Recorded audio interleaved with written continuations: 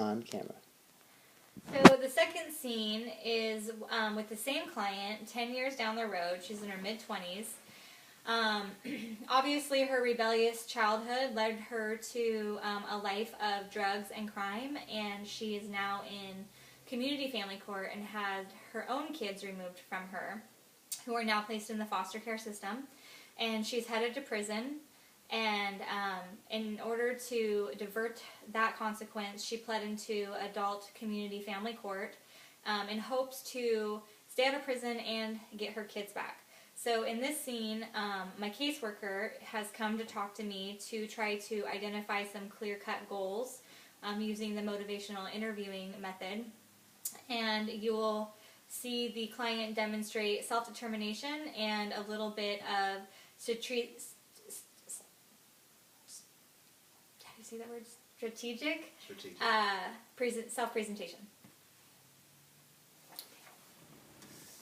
Hi, Julia. Hi. Well, I just thought I'd come down and talk with you. And I'm sorry I didn't get a hold of you sooner, but, our schedules. But I'm really here just to help you. And, I came down to the Gospel Mission today just to meet you on your turf.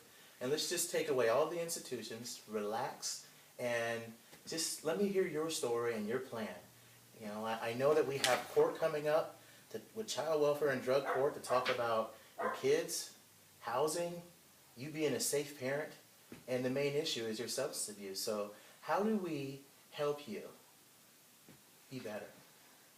I don't know. I feel like, I'm doing everything that I need to be doing. I am living here at the mission, and I'm jumping through all the hoops, and I'm going to treatment.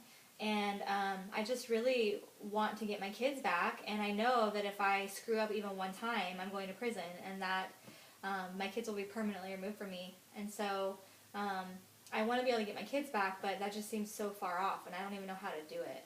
Well, first, let's go back to that. I just want you to relax. Don't worry about the punitive part of it. We're here to support you. You've already been here. We're going to advocate for you so much. You've come here. You're homeless. You're living in a shelter, and everything about you right now is saying that you want your kids back. I'm listening to your story. You want your kids back. How do you think you can get your kids back? Let's just focus on that. Well, I think, first of all, it's hard to just let go of all the punitive stuff because I feel like everybody's out to get me. I feel like nothing I do is good enough. And I keep telling them, that staying in the mission isn't conducive to that plan because I need housing. I need a permanent, stable house. And in order to have a permanent, stable house, I need a job. But I can't get a job because I'm going to group 4 hours a week, 5 days a week. I'm going to 2 AA or NA meetings a week. I'm going to court once a week. I have meetings with my case manager. I have visitations on Tuesdays and Thursdays with my kids. And there's no time. How am I supposed to get a job? And that's where I come in. And I hear you saying you have group, you have treatment, you have visitation, you're worried about jobs. Breathe. I can help you organize all of that. And I think first things first, which is most important, is you having your visits and housing with your kids. And I'm hearing that. That's coming from you right now. You want your kids. You want your housing. You got to have food. Those are the basic things that we all need in order to feel safe and secure. And I think if we can focus on those things right now, I'll give you those first three things. Let's just focus on housing. Let's focus on you getting your needs met and you having contact with your kids. And I think that's a great start for us to have a plan when we go to court next week to say that my client is focused on having her kids and housing and meeting her kids' needs and as well as her own.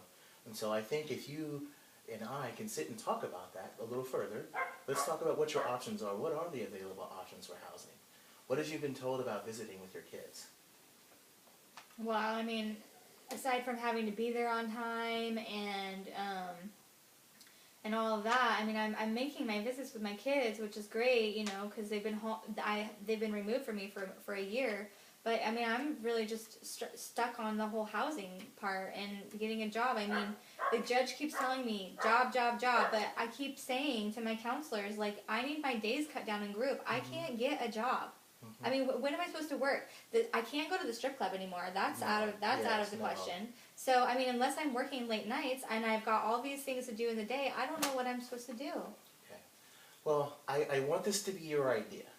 But in our program, we have grants that will allow you to live with your kids, that will allow you to get, it's temporary needy assistance, which you don't have to worry about the money for now. It's short term to help you be able to provide money for you and your kids. We have food through the Oregon Trail, which we can get you for you and your I kids. have that. Okay. But I think, since your kids are out of your care, once your kids come back, I think that amount will go up.